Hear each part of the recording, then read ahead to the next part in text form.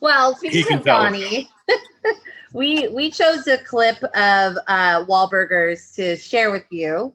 And this clip was from season 2, and the title of the clip just it warms the heart. It's Alma Gets a Bodyguard. So I'm going to go ahead and share my screen, and we can watch it together. And then I just would love to hear your experience and thoughts around it, because this is a cool clip and definitely stars Scott and Alma. So, Scott, you can see the screen. Yep. Great. Let me make sure I'm sharing the sound. Great. Here we go.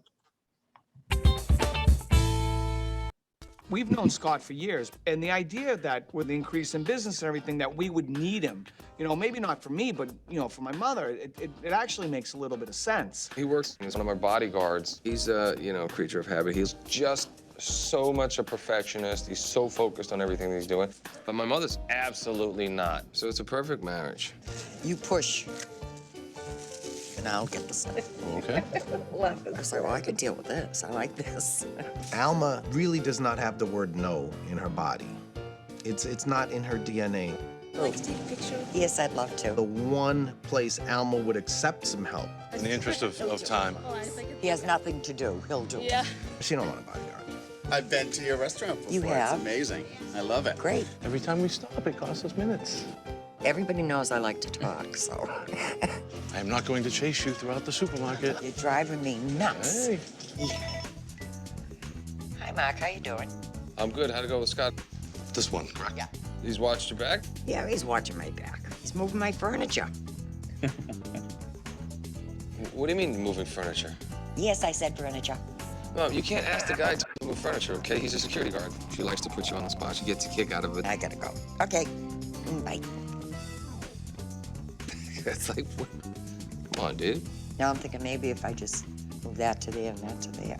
People wonder why guys in my line of work are all bald. Because we're constantly ripping our hair out. Oh my gosh. Love the clip.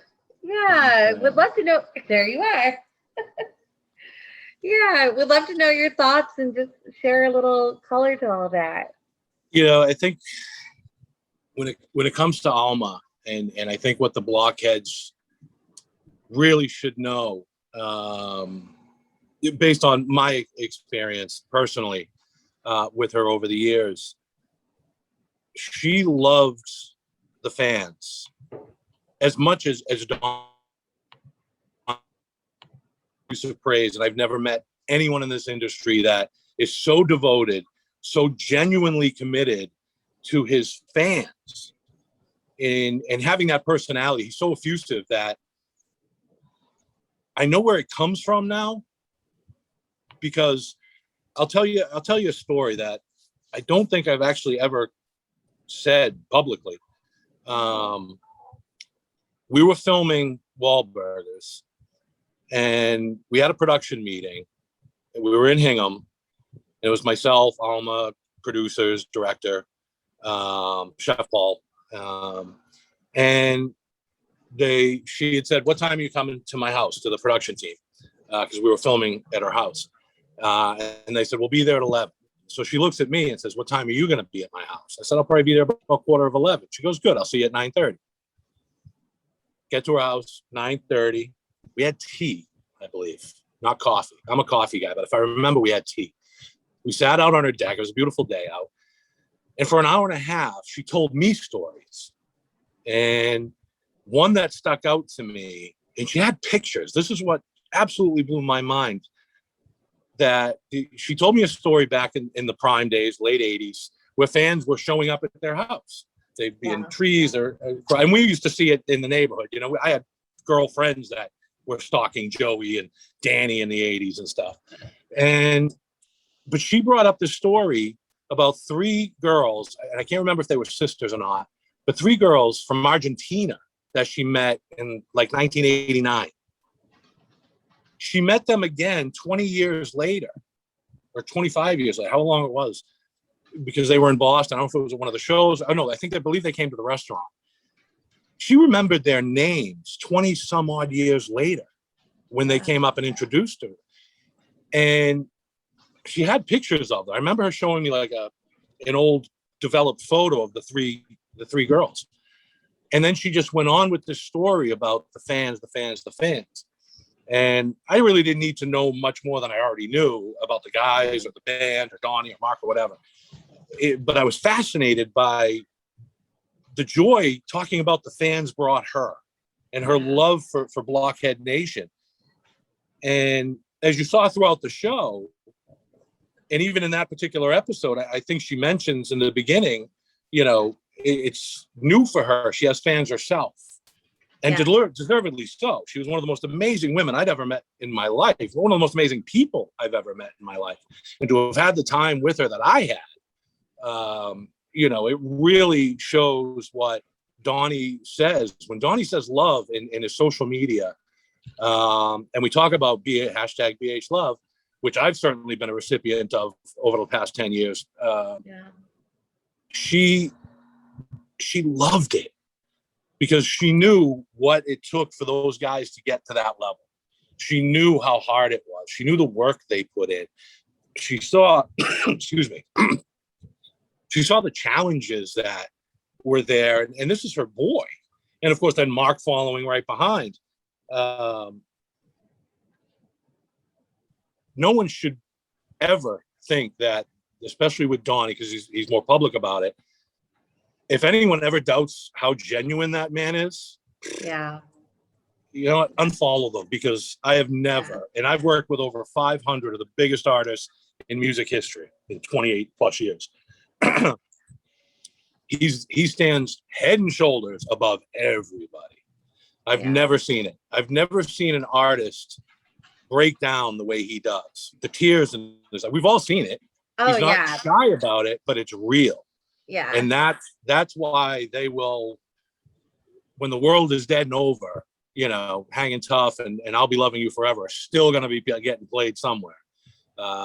Because there's a genuineness to it. And she was that way too. You know, I was amazed by how much she could recall. But she talked about Donnie understanding and reaching that point in his life early on, really, because this is not new for him. He knew right away that, and Mark does, and a lot of celebrities and artists and entertainers do, but nobody kind of really gives it back the way he does. And that's what impresses me. And what really I take away now with Alma, you know, is it used to be people would come up to me all the time, especially in Boston. Oh, I met Mark here, and I met Donnie here. I met, no, it was, I met Alma at the restaurant. I met Alma at this event. There's no more I met Donnie or Mark. It's I met Alma. And then they have their own personal stories, you know, that I'm blessed to be able to hear, as well as Mark and Donnie and the family when they run into fans and the family, if the BH family. She was an extraordinary woman and missed every day. Beautiful. I mean, she saw my son grow up. And we'd go and see her, and you know, especially when she was at Almanove, you know, when he'd walk in, it wasn't me she was interested in seeing. She wanted to see him, because every time she saw him, he was taller and taller. And it was wonderful and truly a privilege and an honor in my lifetime to have gotten to know her, but also spent the time. And you know, we had, you know, it all started, that whole idea with her and I. We did about 10 years ago, we were doing a lot of events, because you had restaurant openings. Mark had premiere after premiere. And so we would do these events, and it would be set up, you know, a great event coordination team that they have with Joanne and Kerry back in the day and others. I had to make sure there was a space for Alma. That was her and I. We had this little thing where, if you've ever been to a Wahlberg event, the best way I describe it is it's the bell for third grade recess. It's just people flying everywhere. There's so many people. So it gets overwhelming for people. I mean, it's my job, but in my career, but I can see in other people's eyes when the claustrophobia and the anxiety kicks in. And so I would always have a space for her to be able to go and be unseen and just catch her breath away from the crowds and the attention.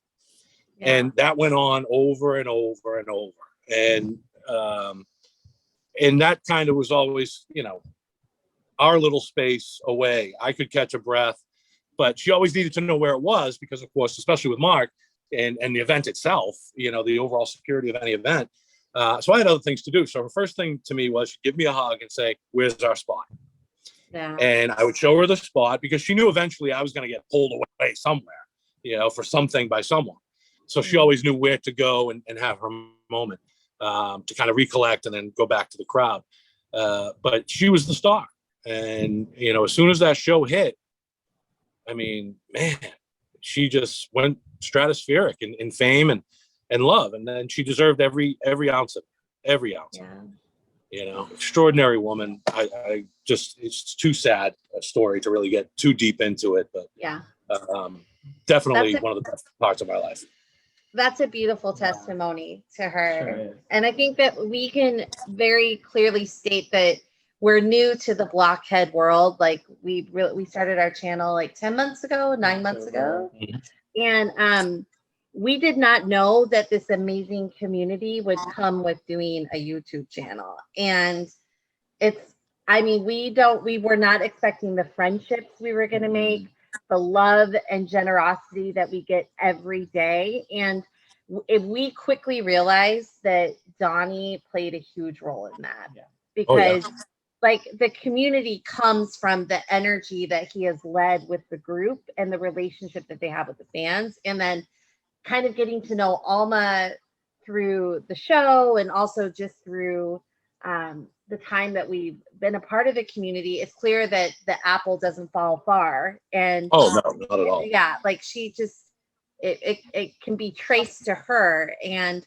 so thank you for sharing all that. You know, well, I mean, listen, she is, you know, without Alma, we have no New Kids on the Block. We have no, you know, but again, she was so smart, undervalued, underrated smart. Yeah. Because in all the conversations I had, she kind of almost could predict what was going to happen and where things were going to go, but she lived through it.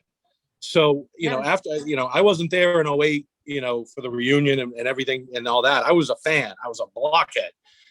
Thinking this is amazing. These guys are back. They look great. They sound awesome. The album's amazing. The performances, you know, having been to, I think every show except the ones at Fenway, but certainly the others. It's really unprecedented. It is unprecedented. No band has ever, you know, or I use the term boy band because it's a badge of honor. As someone who went to an all boys school, and during that period, and being a New Kids fan and a pop music fan and a dancer, you know, I won't call it abuse or bullying because look at the size of me, but I would call it, you know, it was ribbing and teasing, but I loved the music more than I hated the teasing. Yeah. And that always got me through it. It's like, I don't care because, you know, whether it's guys at the school or guys in the neighborhood or whatever, I didn't care because I was at least aware enough to know that the music will be there till the day I die. These guys, maybe not.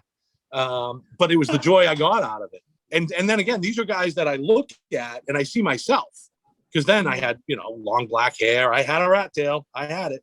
You had a rat tail. I had one. Yep. Not a very long one. You know, we put extensions in them, but, you know, it was 1989. You know, if I had a drink, I had a rat tail too, Scott, as a girl. My mom let me have a rat tail. So we're rat tail siblings here. We wanted to take a little bit of a turn and talk a few more questions about like your career overall. And I'm curious if there was one event, one artist that just kind of represented maybe the pinnacle of your career or just a favorite memory. Or I can't, like when I read like managing human movement, I am in awe because I wouldn't know the first thing about how to manage that many people. So I'm curious if you have like a favorite memory or just an exciting memory from all your work. Yeah. A lot of them. you know, when I started, and security wasn't my goal. You know, I studied music business management. My plan was to become manager of a band like New Kids on the Block, or, you know, well, when I finished college, that was 97. So, you know, we hadn't quite hit the second wave with NSYNC and 98 Degrees in the Backstreets and stuff yet. But in 96, I started out the old Boston Garden. That's where I started when I was 18. I literally had the keys to the Boston Garden at 18. Oh, that's and it was my part-time job in college, but I was there 60 hours a week. Concerts and hockey games. I didn't do a lot with the Celtics, but the Bruins and all the concerts, absolutely. When the Garden closed, I got recruited down to Lansdowne Street, which borders Fenway, which at the time was the club district in Boston. You know, we had tons of them, and that's where everybody went. And I got recruited down there before I was even old enough to drink, to work with the security teams down there. And so one day, I was brought over to Jillian's, which you'll see when you get there because it's adjacent. Oh, that's bowling alley? It is now. Back then, a lot different. But the mid-90s in that area, you know, those of us that were there for it, it was the Wild West. It was the most violent time I'd ever seen in my 28 years. But it was well policed by us and by people. You had fights that broke out constantly. I mean, I was probably dealing with 10 to 12 a night, you know, 4 or 5 nights a week. But the police didn't have to get involved. They weren't like that, you know. But at the time I moved over to Jillian's, because that's obviously a 3-story, you know, you're talking 100,000 people a year were coming through there, or a month coming through there, especially during baseball season. And I had a great team there, guys I'm still very close with. And I remember this one time, it was late 96, and I was going up to the bathroom, and who comes walking in the opposite direction? Because there was a ramp that led up to where the restrooms were. I was the only guy in that building that would have recognized this person who had just exited the bathroom. And it was Jordan Knight. Oh, fun. Yeah. And of course, I said, hey, Jordan. Oh, okay. So I introduced myself, and we started chatting a little bit and stuff. I tell him I'm studying music and I'm minoring in songwriting and all this. And we were just chatting and talking about, we talked a lot about the Face the Music album, because it was only a couple of years after that. And I love that album. I think it's, you know, the quality of that album is so underrated. Got Teddy Riley all up in it. That's my man. Yeah. And, you know, I remember specifically we were talking about If You Go Away, because the production on that, which a lot of the guys were involved in, I thought was probably the best produced song they had done in let's say, the first generation of New Kids. Because it was a song that was kind of a in-between song. Because remember, it was released after Step by Step, but before Face the Music. Single in 92. Yeah, and it was a massive hit. Yeah. Yes, exactly, on Arsenio. But it wasn't part of an album until about a year later when Face the Music came out. But it was already a hit. And that album, especially the ballads on there. And then it's just fun songs. Keep On Smiling is a great one. Girls Dirty Dog. Is a bop. Dirty Dog was the jam. And I'm friends with Nice and Smooth, and I have been for a long time. And I absolutely adore them. And in fact, I was with them on their 30th anniversary tour when they came through, and got to spend some time with them. And obviously they're very close with the guys, and still close with Donnie. They did they went on the cruise, didn't they? I don't know. I think they joined them on the last cruise. Somebody will tweet it. But great guys. But that was a fantastic album. And, you know, that was my freshman year of college when that came out. And so, you know, I was the guy walking around with a bunch of guys who were into Pearl Jam and Soundgarden and the whole grunge sound or the rock sound. And in my Discman, you know, I'm listening to, you know, Joey, you know, singing about girls, and Donnie's cool, you know, Quiet Storm vocal intros to the songs that were, you know, specific to that era. But Yeah. I'm thinking, these guys are all talking about these power chords, and I'm like, oh wow, listen to that beautiful keyboard. That chord that he just played is so symphonic, and so I kind of stuck out like a sore thumb in college. But no, I mean, Jordan was so fantastic, and I did tweet this once years ago, because I wasn't quite so sure where. I always knew I wanted to be in the entertainment business. Yeah. I had an okay voice until I got into security, and then screaming over 100 decibel concert, drunken Bruins fans, club goers, and everything like that started to, destroy any chance of me had I, taken lessons and gone to vocal coaching, maybe. But it was never that wasn't my gig. And I remember explaining that to Jordan, not knowing his now wife is like 10 feet away sitting at a table by herself. Evelyn, and who couldn't have been sweeter herself. But Jordan took the time to hear me out and listen. And I would see him almost every week because at the time he only lived around the corner. And, they'd pop in before or after dinner or whatever. And I remember him coming up and bringing Robin Thicke with him. And, Robin, because Robin produced his first solo album with him. And he brought Robin and introduced me to Robin, and Robin and I were the young guys because we were still not even 21 years old. Yeah. And so Robin was out for a weekend. And, he and I got to chat about music one night. He came by, it was a Sunday night. He came by with Paula Patton, who was his then girlfriend, the phenomenal actress and phenomenal human.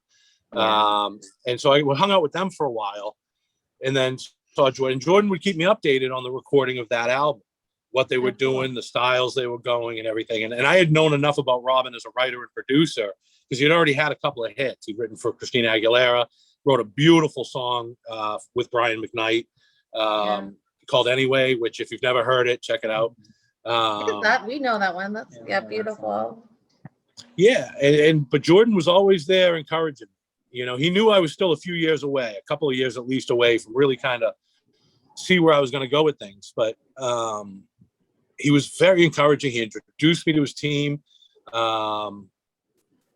He never came across as somebody bigger, better. Here I am, a 20-year-old, trying to keep fights from happening, dealing with drunks. And here's this guy who was, in essence, one of my, artistic heroes. And my son went into hip hop dancing at a young age because he saw Jordan on YouTube.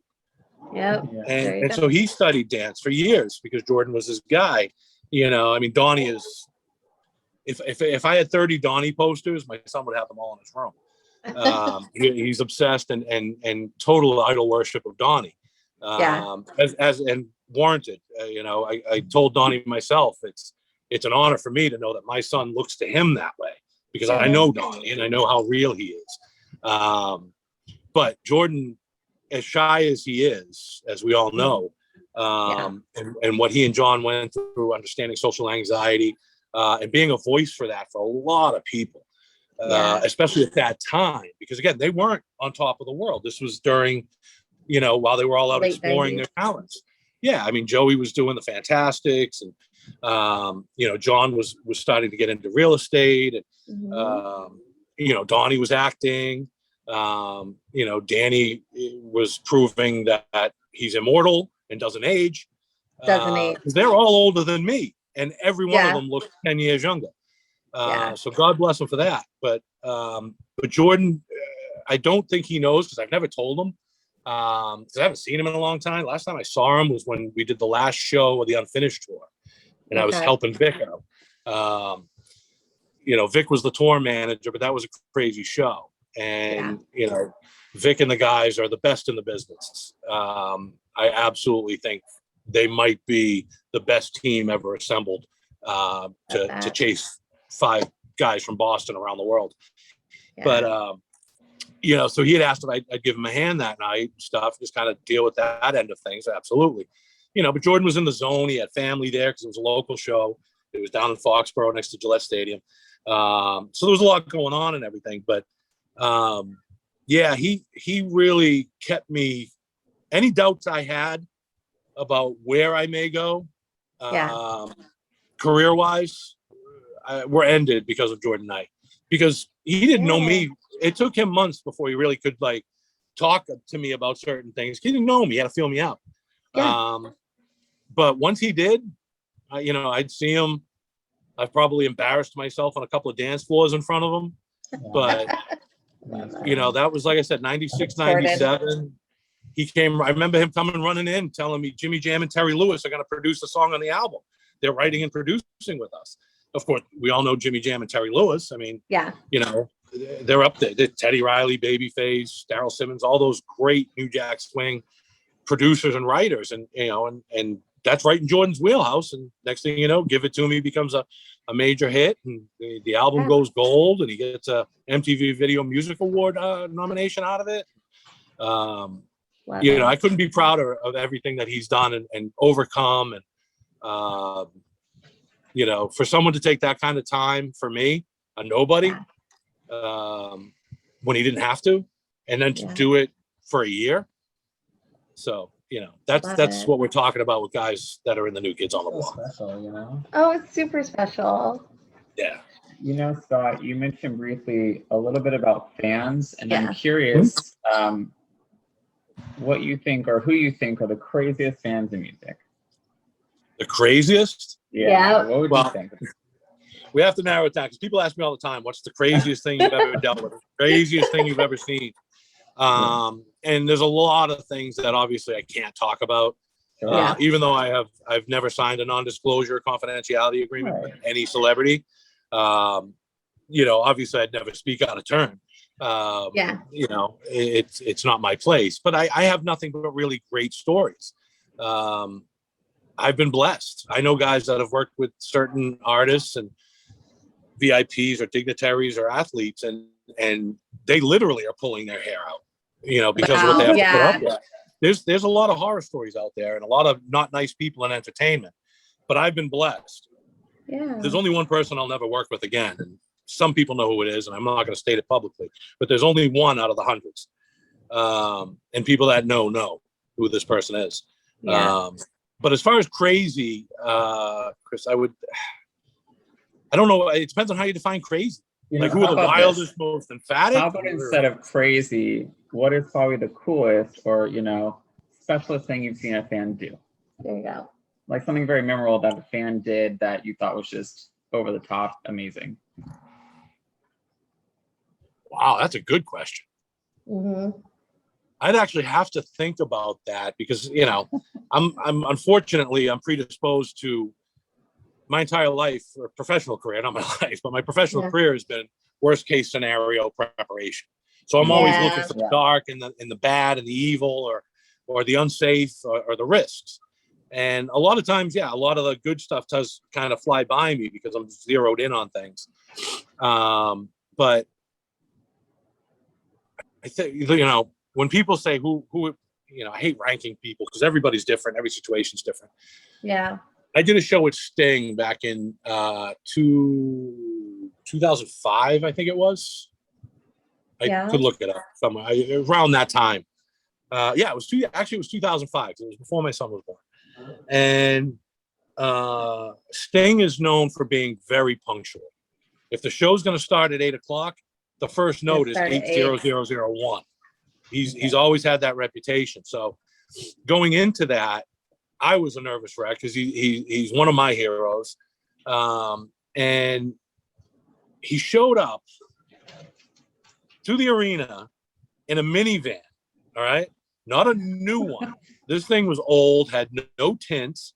It was a shorter, it was a caravan, a Dodge Caravan, but a short wheelbase one, with a dent in the back. No limo, no Escalade, nothing.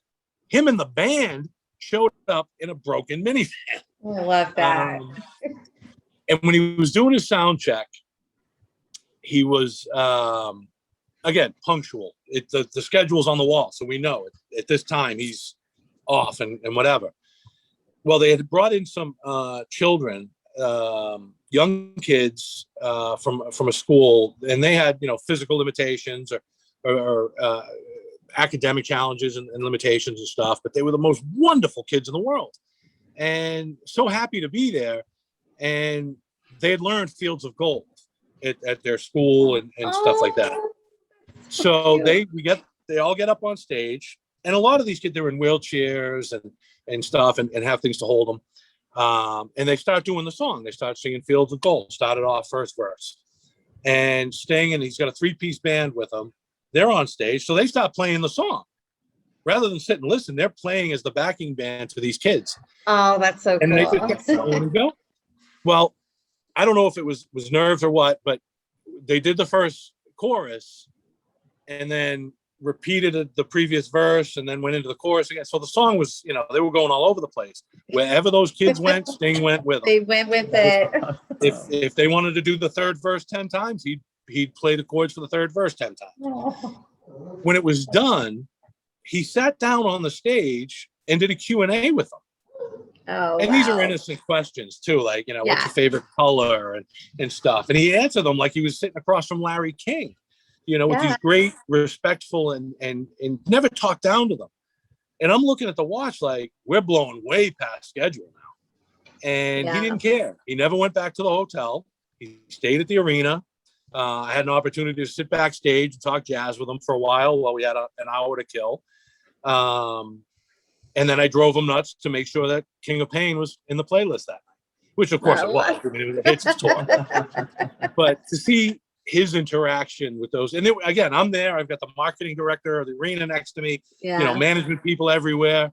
No one had a dry eye because we can't believe just how genuinely honest and unbelievably kind he is. And I've heard that not only through my experience, but I've heard it from colleagues and peers of mine around the world. David Foster is another person, one of my great idols of all time. Yeah, he's amazing. I got stuff of his around here somewhere. But so I've been really, really blessed. But Chris, to your question to fans, when you see, I mean, listen, I honestly, having studied fan bases is part of what I do. Yeah. My first ever concerts, the first ever concerts I ever was a part of a management team for, was the Grateful Dead when I was 18. Oh, I did 6 shows in 7 nights with the Grateful Dead. So the Deadheads were my introduction. Wow. And the Blockheads were kind of the road I stayed on. The New Kids fan base is unlike anything that exists in the world. Everyone's fans of somebody, but having, a different type of interaction with them, both as someone who sees me kind of associated with that world, even though I'm a fringe. Yeah. But it's the kindness that I got showed from people I don't know. Yeah. I mean, I have a handmade quilt on my bed that came from a Blockhead. Yeah. How they found me, I don't know, but it's been on my bed for like 10 years because it's awesome. Yeah. I've got so many gifts that I've been given. But I've also had the experience of understanding my, I don't want to say role because it's such a tainted word, but the expectations that I know Donnie and Mark and the guys and anybody within, that world, you have to carry yourself a certain way, and it's the right way. Mark has never told me anything. Donnie, never says anything. It's about, being you and being fair and being honest and being nice and being kind, and then I was raised differently. I was raised in a place where community service is, second only to your education. I live in a city where the biggest single day fundraiser in history, in the 400+ year history of the city, I created with a group of friends of mine. And Mark and Jimmy and the foundation were kind enough to kick in a $10,000 grant to our beneficiary for a teen center we were building here, to help get kids off the street. It's just seeing that you have to, I don't know. I just think it was kind of almost a cosmic type of collision for it to happen. As someone who grew up idolizing those guys from an artistic standpoint, because again, you didn't know that much of their personal life or any celebrity's personal life until really we got into the social media world. And that opened up, for good and bad, what we know about the people that we look up to or that, move us in our own lives. I've done charity events with Mark. I've done charity events with Donnie. And it's not just show up, wave, and say a few words. It's interact. It's talk to people. And especially Donnie. Donnie needs that. He needs that feeling of people. So, because there's, I can only equate, the closest thing I can equate it to is Tom Cruise, where when you're in someone's presence and you feel something like, all right, the universe is really, there's an aura or something. But those are the only two people that I can say that I actually kind of felt like this electricity around. Yeah. When I see them interacting with their fans. And certainly even with me. I think what Donnie's done both musically, philanthropically, as an actor, as a producer, as a director now. Man, I don't know. He doesn't sleep. Yeah. He absolutely doesn't sleep. There's no way you told me that guy has slept in the last 25 years. Yeah. Mark is adamant about getting his sleep, so I know. He's 9:30 bedtime. But Donnie, I mean, that if that doesn't motivate you, if that doesn't inspire you, if that doesn't tell you that there are big differences in celebrities and how they deal with their fans, because I've seen some really rude behavior. Fortunately, none of my clients or people that I work with, but I've been around enough multi-artist events to know who to stay away from. But crazy, there's really no. There are crazy experiences that I've had because not everything is entertainment, and most of this, what you see or what you find out about through my social media, that's 2% of what I do. I've worked on presidential campaigns. I've directed, movie set security. 5 months with Ryan Reynolds. Which, as you can imagine, is an awful experience. Well, Scott, you are just a gem. You are what people told us you would be. Everybody was like, talk to Scott. He's amazing. This has just been the highlight of our week, our day. Yeah. Oh my gosh. So I loved it. Normally I wouldn't, be on here because I hate the sound of my own voice and people tend to be sick of listening to me, but no, our Rattail family is going to love this interview, and we're so excited now. So thank you so much for your time.